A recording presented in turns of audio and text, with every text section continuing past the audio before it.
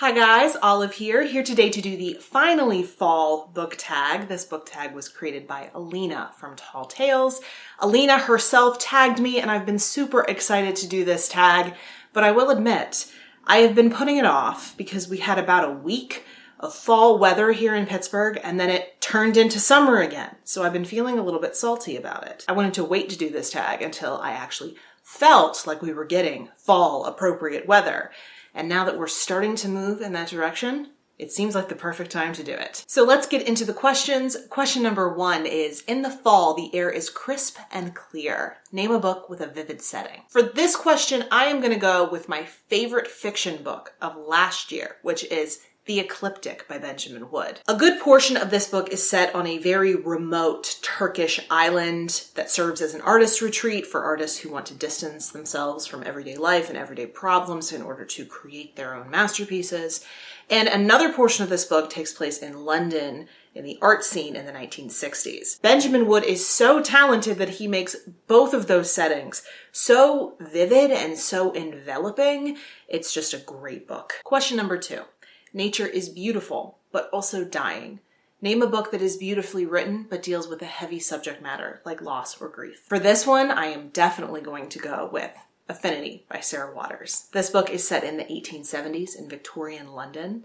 A very lonely upper-class woman who is just recovering from a very recent suicide attempt becomes what is known as a lady visitor to the local women's prison. This provides her with something to do, something to focus her energies on.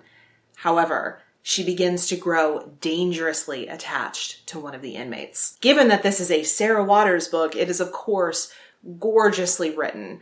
I know a lot of people don't care for this Sarah Waters book as much as they care for her other books, but I absolutely loved this book. I did not mind that it was dark. I did not mind that it was heavy. It was perfect for the time of year that I read it in, which was the winter. If I was given a time machine and could go backwards in time and adjust my favorite fiction reads of 2016 list, the only adjustment I would make would be to put this book on that list. Question number 3 is, fall is back to school season. Share a nonfiction book that taught you something new. Since I am an avid lover of nonfiction, I have a lot of books that I could use to answer this question, but I think I will go with one of my favorite nonfiction reads of last year, which is The Power of Habit by Charles Duhigg. From this book, I learned a ton about psychology and habit formation. I also found it to be just a really compelling read overall.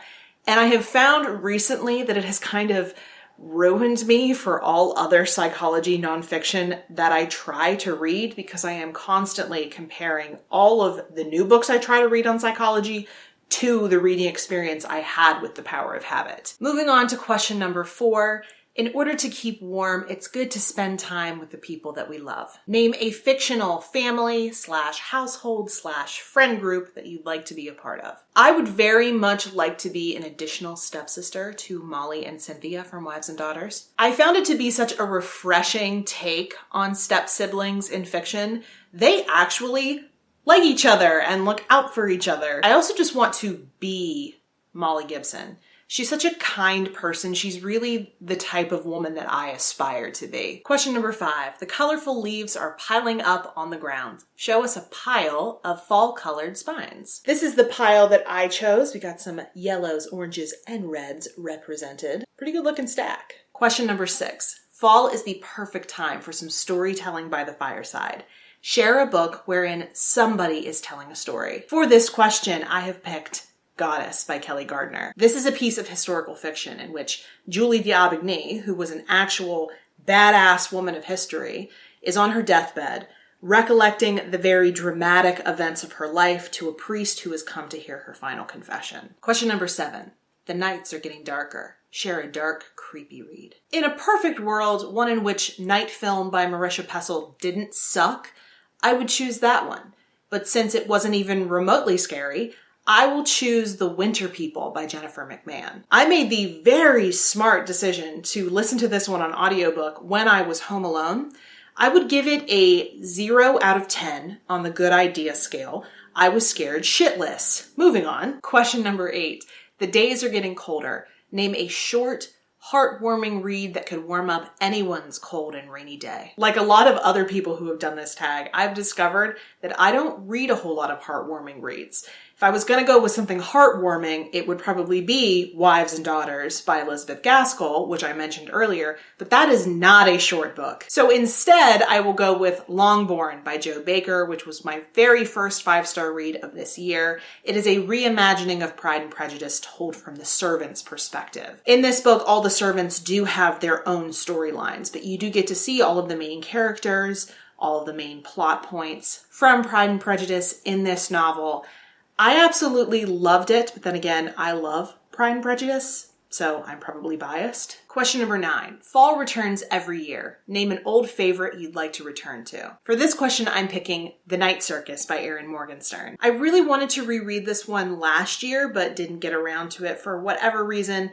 But I do think Caitlin from the BookTube channel Book Chats might be hosting a rereading event this December, so I might pick it up then. And the last question, question number 10. Fall is the perfect time for cozy reading nights. Share your favorite cozy reading accessories. It gets mighty cold in a hurry here in Western Pennsylvania, so warm, cozy accessories are a must. I am a big fan of scarves, particularly when I am going out into the cold weather. This is a favorite of mine. Also, when it is cold out, I am pretty much always wearing a big baggy sweater over my clothes when I am hanging around the house. This is one of my favorites, not only because it is loud and obnoxiously printed, but because it is basically double layered. Normally on knitted sweaters, you have some holes in between the stitches, but this has 2 layers, so there is absolutely no room for heat to escape anywhere. I also do like to burn a candle or incense when I am reading. It sets the mood. This candle is a recent favorite of mine. I'm a huge fan of all of Scentsational's candles. They are soy, they burn really cleanly, and they smell amazing.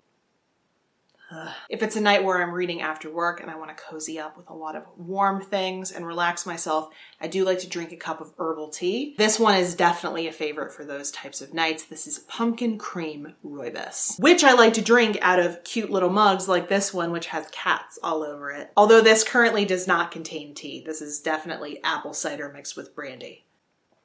The only thing left to do is to tag some fellow booktubers. I am going to tag some people. I know I'm a little bit behind the game on doing this tag, so I'm hoping they haven't been tagged previously, but I would like to tag Candace from Beacon Hill Books, Katie from Katie's Book Nook, Marissa from Blatantly Bookish, and Jenny from Jenny King. But as I say in all of my tags, if you're seeing me do this tag and you find it interesting, you want to do it yourself, consider yourself tagged. I am tagging you. If you have any comments or questions on anything I mentioned in this video or about anything in general, you can either put it in the comments section down below, or you can find me on a variety of different places on social media, and the links to all of my profiles are in the description box below. Thank you so much for watching. I hope you're having a wonderful day, and I will see you in the next video. Bye.